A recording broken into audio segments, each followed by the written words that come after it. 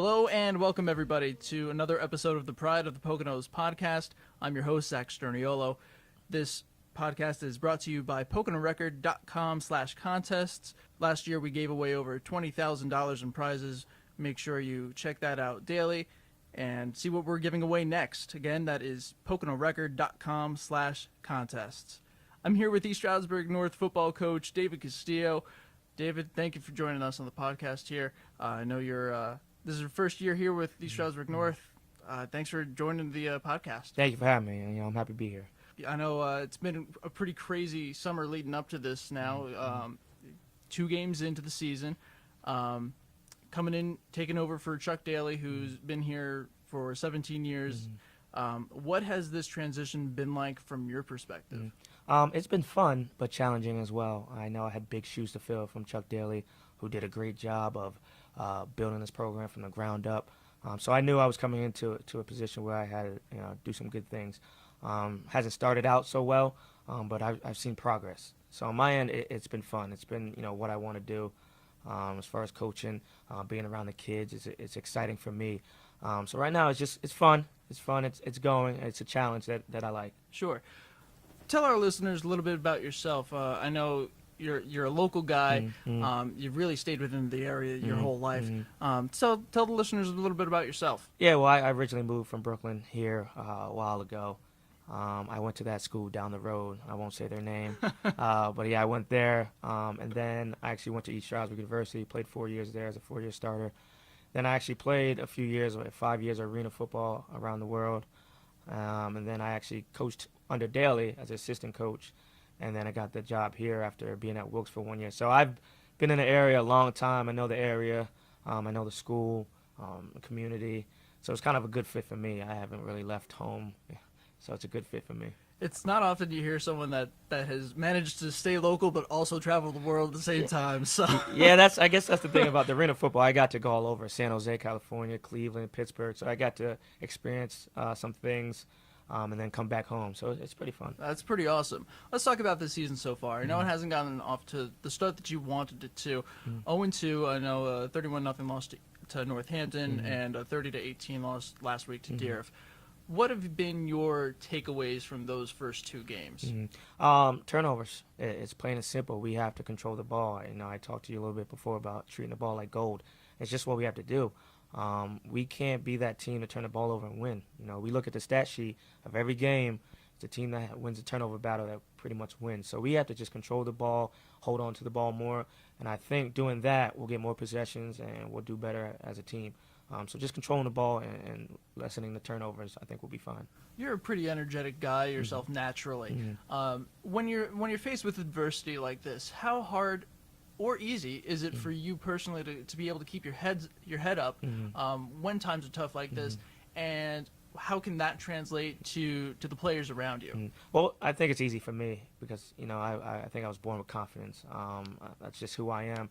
And I guess from experience of playing, I've been down some seasons. We've been up, playing arena ball and stuff like that. And, we lost 2 out of 3 games at the beginning of the season and then went on to win the championship. So I've been through adversity as a player. I'm always confident in my ability. So I think that, I can bring that to the team where, it's 0-2. It's just 0-2. Other teams are 0-2 as well. We're not out of it. We still have some games that we can win, and we just got to look forward. Never look back, always look forward. I know there have been quite a few bright spots here early in the season. Obviously, David Aguilar is at quarterback, throwing the ball really well in the first year that North has ever really thrown the ball the way it is, at least in the last decade, since it was previously under the triple option and all that. What are you trying to do with this offense now? I know, obviously, you yourself, new head coach, new coaching staff around you as well. What are you trying to do with the offense around you? I'm trying to bring the best ability of the kids out. We have a lot of athletes, and I kind of want to put them in space and use them that way. But I feel like, we talked to the coaches, I feel like we went from one extreme to the other. So we have to find a happy medium. Like we went from the triple option to throwing the ball 34 times last week. And that's something we don't want to do as a coaching staff, throw the ball 34 times, especially in high school. So we have to come to a happy medium where we are passing the ball, but we have to run the ball as well. So we could take some things from Chuck Daly of the run game and bring it to us where we can control the ball, control the tempo, I think control the game that way. So we're trying to just put the kids in the best space to play ball and win games. You know, you touched on it there, really going from one end of the spectrum to the other. I know rushing, especially last week, but really collectively as a whole so far this season, it's been a struggle. I think still in the negatives in rushing yards so far this season. What's been the biggest holdup there, do you feel like? We just have to find our niche. I feel like we, tried some things. The kids liked it, but it might not be our niche. We have to find what's best that they can do and really go on that. We might be a little different team that way. But I feel like, again, the turnovers. We don't turn the ball over, we'll get more possessions. We'll be able to put those rushing yards up. So we just have to, stay the course, be confident in what we're doing, look at the ability of the kids, and go forward. I know I mentioned Aguilas earlier. Is there anyone else on this team who's really stood out for you so far? Well, I think our best playmaker is Dejon Richardson, our junior captain. He had a kick return for a touchdown last week. He's one of those guys that we have to give him the ball more. We have to figure out how we could get him the ball. He's been a bright spot for us this year, and I know he's going to get better. He's only a junior in this offense. He's going to get better as time goes. So he's pretty much a good bright spot for us. I know the Miller brothers as well, Justin and Jacob, did really well out as wide receivers last week against Deeriff. What do they bring to this team and allow Aguilas to do? Well, Justin Miller is our big target, like 6'3", 6'4", and he can jump out the gym, basketball player. So we have a ability to, when the play breaks down, just throw it up to him and let him make a play. Jacob's coming to his own as well. He's been catching the ball very well, getting yardage. He seems to get open at the best spots, and also defensively, he's been our corner. He's been playing very well. So those two have been giving us a bright spot as well, where when things break down, we might look to them more. So we have to incorporate them a little more in the offense as well, get them some touches, because we have guys. We have athletes everywhere. We just got to figure out a way to get everybody the ball. As it stands right now, your expectations for this team with 8 games to go, rather, what do you want to see over these next 8 games as the season wears on? I want us to get better every day. I don't look to the next game. We got Allen this week. I look for us to have a great day tomorrow at Wednesday's practice. That's kind of what I learned over the years, that you can't look forward too much. You just got to have a great practice every day. So right now, my mindset and the team's mindset is now we have to have a great Wednesday practice. Just came off a good Tuesday practice of defense. Now we have to have another one tomorrow, and that's what we're looking for. I mean, I'm not really looking for the other games right now. We have one game in mind. Our motto is go 1-0. Go 1-0, go 1-0, go 1-0, and that's what we're looking to do. I want to move on to a Twitter question we got now from at Pleasant Valley, or at PV Boys Soccer. On our first episode, we had Pleasant Valley Boys Soccer coach Chris Pachuta, and it looks like he sent in a question for us. He wants to know how concussions impact the number of guys you have come out for this football team. Obviously, concussions are a fairly hot topic in football right now. How does that affect the number of guys that you have coming out for a football team now? I'm sure it affects it a little bit. I know parents are scared a little bit. Concussion is a hot topic, like you said, and it's huge topic for us, especially football. So I know it affects our numbers a little bit. I don't know how much. I don't think that much as far as other teams. But my whole thing is education for the parents, because a lot of the concussions in high school are not from football. They're from other sports, different soccer and all that doesn't have headgear, or field hockey. The concussion for football is NFL, when grown men are running each other at fast speeds is where the concussion happened. So I don't think it's a crazy amount as far as high school, but I know it affects the parents. I know they're thinking about it. I mean, I would think about it as well. I have a child, so I would think about it as well. But we just have to educate each other on, the safe ways, safe practices, coaching the right way to tackle. So I think that's kind of the bigger deal of education. You touched on it right there, coaching well and making sure you're coaching the tackles right. As a coach, and one that has such an extensive knowledge defensively, what can you bring to that mindset of the other defensive guys going out looking for the tackle and also trying to make sure that they're keeping their heads safe? Well, we do a lot of tackling drills, and I learned it from the Seahawk tackling drills and from rugby. I actually went to a few coaching clinics.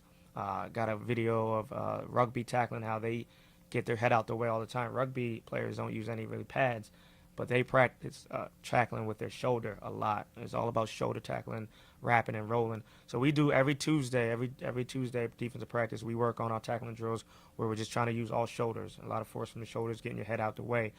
So I kind of, from defensive side, learning that, I think that's crucial for players these days, making sure they're safe, making sure they're tackling right, and lessening the concussion. So we do that every day, drilling every day, different tackling different tackling drills. I want to talk about some of the off-field stuff too. Obviously, especially with football, I feel like more than other sports, you have so many kids coming out and joining this team. Whereas if you have, let's say, 40 guys on a football roster, you may only have 15, 20 on a soccer roster. All these kids have to balance being students and athletes simultaneously. How hard is that for them, and how do they try to find that balance throughout the season? It can be hard, but the thing about it that I like is our coaches are younger as well. So we've been through it. We've all been student athletes, so we can have those talks with the kids of what's going on. Like big tests are coming up, we know how to study for them. They might have to leave practice a little bit early to go study for a test. So we've been there. So it's kind of our job to talk to the kids, and I know it's difficult, but that's what kind of we sign up for. The great athletes can also be great students as well. So that's priority number one. Kids want to get to college. First thing is grades, and not many kids realize that, but the grades are the most important thing. And I know that, not long ago that I got to go to ESU. It was about grades first. So it's my job to teach them and give them knowledge about that going into high school, being a student athlete. And I know it wasn't too long ago. You said you were at ESU. How old are you now, and how long ago was it that you graduated there? Well, I'm 28 now, so I was there when I was, like I said, 7 years ago when I was 21 was my last year, senior year. So you haven't been out of it all that long. Not too long. So it's recent. So I'm not that old yet. So. But you touched on it there, college, and how important the grades are to get there. What is your role in helping these student athletes looking when they're being looked at and being recruited during that college process? Well, it's my job to educate them as far as what colleges look for. Obviously, I just came out of there, so I kind of know that process pretty good. So it's my job to let them know what they're looking for. They're going to look for those SAT scores. They're going to look for the GPAs. So you got to have those grades first before the film. They look at the film, but if you don't have grades on top of that, they'll not look at you. And there's a lot of guys to pick from the pool, I guess you can say. A lot of guys that want to go to college, so it's thin pickings. So you got to be outstanding some way, and in the classroom's the easiest way to do it. One of the guys that stands out to me in that regard on your team would be Dylan Galloway, who's getting looks from a lot of big schools right now. What's his situation like? At least, what can you tell us about what he's going through right now? Well, he's at a spot where a lot of kids wish they could be. I feel like he can choose his school for college, and he has the grades to prove it. SAT scores and grades. I think he's like 4th in his class or 3rd in his class, something like that, but he's up there. So I guess he's learned the importance of school first. So he's going to get a chance to pick where he wants to go. As far as, him playing on the field, he's done great. He's our biggest guy, our best guy, our leader. And he's tearing it up this year. So he's going to get to pick where he wants to go and start off with the grades. 6'4", 340. You don't get much bigger than that, You especially not in high school. You don't get many guys like that. We're just happy that he landed in our spot, especially my first year. Getting a guy like that is a treat for me. So they don't grow on trees like him, but he also works. It's not just his size. He's in the weight room. He studies in the classroom. He's one of those guys that's you can't find him. So we're happy to have him. I know, obviously, with this generation, social media is so prevalent as well. As a coach, do you do anything to kind of help keep their minds right on social media? Because I know some kids can get in trouble with that, especially when they're in that recruiting process. Yeah, and they social media is a big thing here, and I'm on it too. So I kind of have them on it as well, so I can monitor them and see what they're doing. But I kind of lead by example, show them like, this is what you can talk about. You can amp yourself up a little bit, but there's ways to do it. Social media can be a killer for you, especially going into college. You put the wrong thing down, colleges search your name, and it's over with. So it's real important that these days that you got to understand that you're being watched 24/7, whether you know it or not. Online, offline, you're being watched. So you got to make sure you carry yourself professionally. Outside of football now, I'm sure you got a lot of stuff going on otherwise. So, what are you doing away from the field? Obviously, I know you said earlier you're a father as well. What have you got going on away from the field? Away from the field, I'm pretty busy with my daughter. She has karate, soccer, basketball. She's all over. So I'm with her all the time doing that.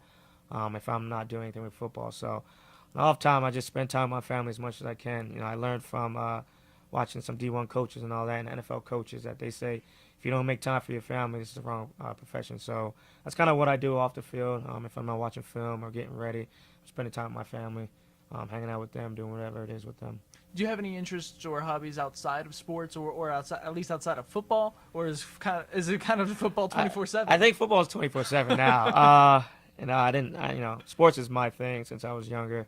There's not much else I like to do. I mean, movies and all that stuff that everybody likes to do, but I'm always watching sports on TV, doing something because I'm learning as well. It's my first year coaching, so I like to learn watching college games, NFL games. I can pick up some things, the way coaches act and all that. So I'm always learning, doing what I can. Is there anyone in particular that you've maybe anyone's styles that you've picked up on that you found yourself enjoying more? I don't know if I like the style. I just like the mindset. Obviously, Bill Belichick, is one of the greats, but I'm not his style. I'm more energetic than that. But the way he, has his team going, you can really learn from him, Nick Saban, all the greats you can learn from. So I just take bits and pieces from everybody. I'm gonna be my own person. I'm not gonna really fit somebody else's shoes. I'll be my own person. But you can also learn and take little things from each guy and put it in your own.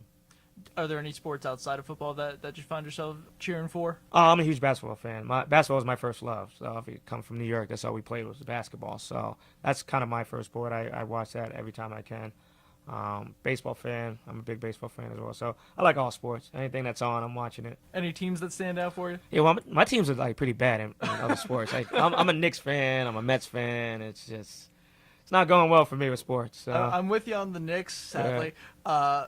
But Mets, come on. Yeah, I mean, I grew up in Brooklyn, so it's either Yankees or Mets, and I chose the Mets because of my father. So I thank him for that, I guess.